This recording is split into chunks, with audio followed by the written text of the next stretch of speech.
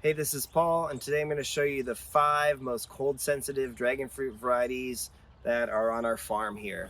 And it is subjective, we're in zone 9B, but generally speaking, these tend to not do so well in cold weather. So number 5 is Frankie's Red here. You can see this is a Selenicereus hybrid. It came from a Hawaiian arboreum, so it definitely thrives in warmer weather. And I believe this originally came from Peru. Now this plant is over 15 years old. You can see these plants are from the late Leo Manuel's collection, and they look really more like pine trees at the base, and they're really prone to rot, and they really don't do well in a lot of sunlight either. So you can see we have a nice canopy above it, a California pepper tree is above it to really provide less sunlight. But you can see it's just really susceptible to pathogens, bacteria, cactus rust, things like that. So this is definitely number 5. Let me go show you one that's worse off. Let's go to number 4. Number 4, and this is the best branch on the plant. This is Natural Mystic. Now, this is the last year I'm gonna grow this. I'm on the fence if I wanna keep it. It does well in the beginning of the winter, but look, and this is after I've pruned off the worst growth. You can see I pruned it off a few weeks ago, and it just keeps spreading. It's rotting here. You can even see this newer branch that was healthy. It rotted at the base. And this is just a really cold sensitive variety. Natural Mystic is, and I've had this since 2019. So this happens every winter event. I lose most of the canopy. So Natural Mystic is definitely one that is more susceptible to pathogens and rot, especially even cutting off like a fruit. I've noticed there will be a lot of rot where the fruit was, and that seemed to be a common trait here with this plant. So definitely Natural Mystic is on the list of cold sensitive. Let's go find number 3.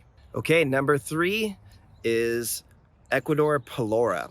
Now you can see Palora most often will go dormant, and then it will die from the tip back when we get really cold weather. Now, sometimes the branches will remain. You can see the tip burned here. I had a really bad infection here. I cleaned out just the other day. You can see it starts to kind of look almost atrophied as the sun comes to it. It's really skinny, really susceptible to cactus rust here. And this is grafted, believe it or not. I grew them ungrafted. They did even worse. I got rid of them all. And so I've been trying to grow Palora for 4 years now. You can see I grew this from a seedling tip graft. So this growth is healthy down here, the grafted material. And then here's a clone graft that I grafted straight off of the sweetest fruit I've ever had. But look, the tips totally rotted out and So Palora, yeah, you can grow Palora along the coast in zone 10, but once you're in zone 9B like I am, the cold weather is just brutal, and they actually do even worse when it starts to get sunny, like right now. So actually I'm going to have to cover these unless they start looking better. I'm gonna cover this with a lot of burlap, otherwise I'll lose these whole branches. So Palora's number 3. Believe it or not, there are worse varieties than this that are even more cold sensitive.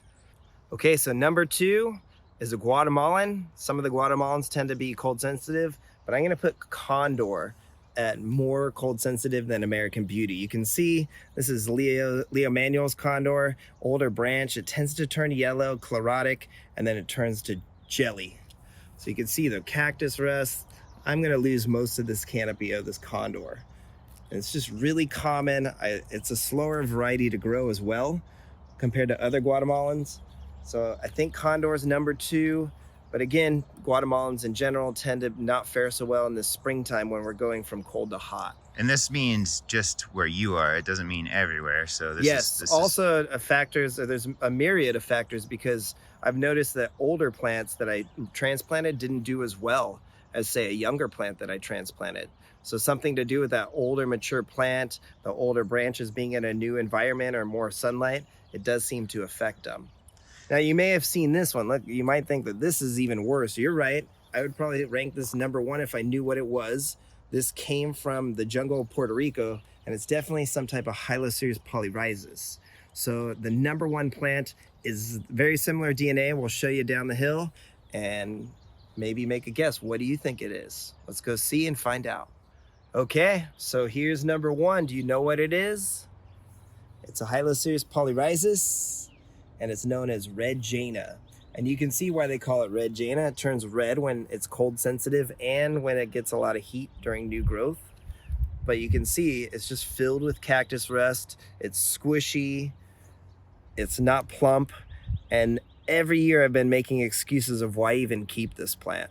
I've only had a few good fruit. It's often earthy, but when it hits and really sweet fruit, it's wonderful. But generally, it's not a very good producer either. So you can see why I consider this one the worst in our collection. And I've had this one of the longest. So I've had this for many years. I've had to transplant it a few times just to give it less sunlight. But no matter what, it always looks like this every winter. And you can see that here's some similar DNA. Here's a Bloody Mary over here. And that's also a polyrhizis. It does fare a little bit better. Yeah, that doesn't look that bad. Yeah, but I can see what you're saying. Come down to the stem, Scott. Look. Oh yeah, that's true. So it got really bad stem rot instead. So polyrhizis generally is just a very cold sensitive variety, in my humble opinion, at least in zone 9B where we are.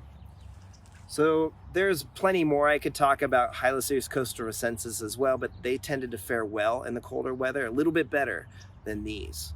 So give us a like and a subscribe. We'll keep them coming.